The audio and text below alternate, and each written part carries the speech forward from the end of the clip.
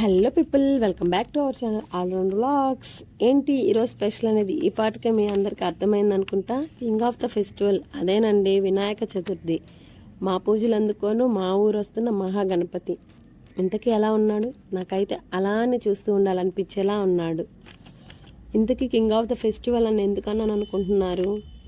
ఈ పండగ చిన్న పెద్ద తేడా లేకుండా వినాయకుడిని తీసుకొచ్చిన దగ్గర నుంచి మళ్ళీ నిమజ్జనం చేసే వరకు అందరూ కలిసిమెలిసి చూడండి ఎంత సరదాగా సంతోషంగా జరుపుకుంటారో. ఏ పండగ అయినా మనం ఎక్కువ శాతం ఇంట్లోనే చేసుకుంటాం, కానీ ఈ వినాయక చతుర్థి మాత్రం ఇంట్లో చేసుకున్నా సరే ప్రతి ఒక్కరు గణపతి పందిరుల దగ్గరికి వస్తారు, పూజలు చేస్తారు, భజనలు చేస్తారు, సరదాగా మాట్లాడుకుంటారు. పిల్లలంతా ఆట ఆడుకుంటుంటారు, పెద్దలేమో ఆట పట్టిస్తుంటారు. మీరు కూడా ఈ ఫెస్టివల్ని ఇలానే చేసుకుంటారు కదా. ఇక మేమైతే ఇంకా మా ఇంట్లో కూడా బుజ్జిలో గణపతిని పెట్టాలని అనుకుంటున్నాము. ఇంకా దానికోసం అయితే ముందుగా అరిటాకులు వేస్తున్నాను. అరిటాకులు వేసి బుజ్జి గణపతిని పెట్టడానికి ముందుగా పసుపు, కుంకుమ, అక్షింతలు, గంధం వేసి గణపతిని పెట్టడానికి అలంకరిస్తున్నాను. ఆలోపు మా వారు మా బాబు వెళ్ళి బుజ్జి గణపయ్యను తీసుకురావడానికి వెళ్ళారు. ఇక మా పెద్దోడేమో వెనక బ్యాక్గ్రౌండ్కి ఈ అరిటాకులంతా సెట్ చేస్తూ ఉన్నాడు. అరిటాకులతోటి మొత్తం కోసుకొచ్చి ఇలా వెనకంతా సెట్ చేశాడనమాట. ఇంకెందుకు ఆలస్యం, మనమైతే మన బుజ్జి గణపయ్యను ప్రతిష్ఠించేద్దాం.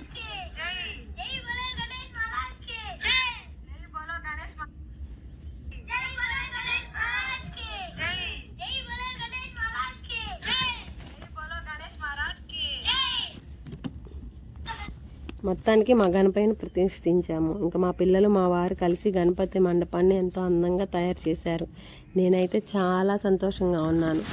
ఎందుకు ప్రతి సంవత్సరం చేసుకుంటారు కదా, అంత సంతోషం ఎందుకు అంటారేమో, కానీ ఈ సంవత్సరం నాకు చాలా స్పెషల్. ఎందుకంటే మా వారు ఎప్పుడు ఇన్నేళ్లలో ఒక్క చతుర్థికి కూడా ఇంట్లో ఉండేవారు కాదు, ఎప్పుడు చూడు డ్యూటీలోనే ఉండేవారు. ఫస్ట్ టైం మా వారు మా పిల్లలతో కలిసి వినాయక చతుర్థికి గణపతిని తేవడం దగ్గర నుండి పందిరి వేయడం, నేను చేసే నైవేద్యాలు నాకు సాయం చేయడం, పూజ అంతా హ్యాపీగా బాగా జరుపుకోవడం నాకు చాలా హ్యాపీ అండ్ స్పెషల్. ఈ వినాయక చతుర్థికి మా పిల్లలు చేసిన పూజ మీరు కూడా చూసేయండి. మీరు ఇలానే చేశారా? మా పిల్లలు అయితే ఎంతో చక్కగా చేశారు ఈ పూజని.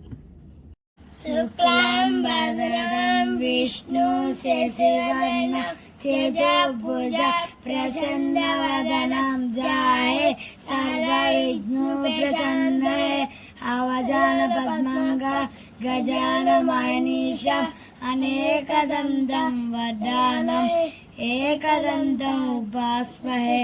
గురు బ్రహ్మ గురు విష్ణు గురుదేవో మహేశ్వర గురు సాక్షాత్ పరబ్రహ్మ తస్మై శ్రీ గురువే నమః.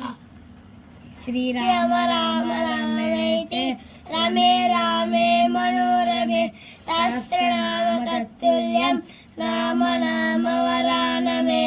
వక్రతుండ మహాకాయ కోటి సూర్య సమస్రః నిర్విద్యం కుర్వే దేవా సర్వకాలేషు సర్వదా.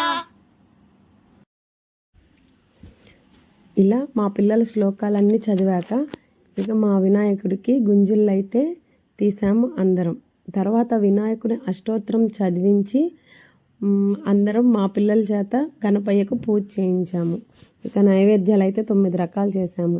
ఎందుకంటే గణపయ్యకు పూజ ఎప్పుడు చేసినా పూజలో ఏమన్నా ద్రవ్యాలు మర్చిపోయినా క్షమిస్తాడంట, కానీ ఆయనకు ప్రసాదాలు దండిగా పట్టాలంట. అందుకని 9 రకాల ప్రసాదాలు, తర్వాత కాయలు, పత్రులు అన్నీ ఘనంగా పెట్టి ఇక ఆయనకైతే పూజ చేసుకున్నాము. ఇక ఇవి మా పిల్లల పుస్తకాలు. చదువు బాగా రావాలన్నా, మంచి బుద్ధి కలగాలన్నా పిల్లల చేత వారి పుస్తకాలను పూజలో పెట్టించి వారితో పూజ చేయించాలి. మా పిల్లలైతే పుస్తకాలు పూజలో పెట్టి చక్కగా పూజ చేశారు.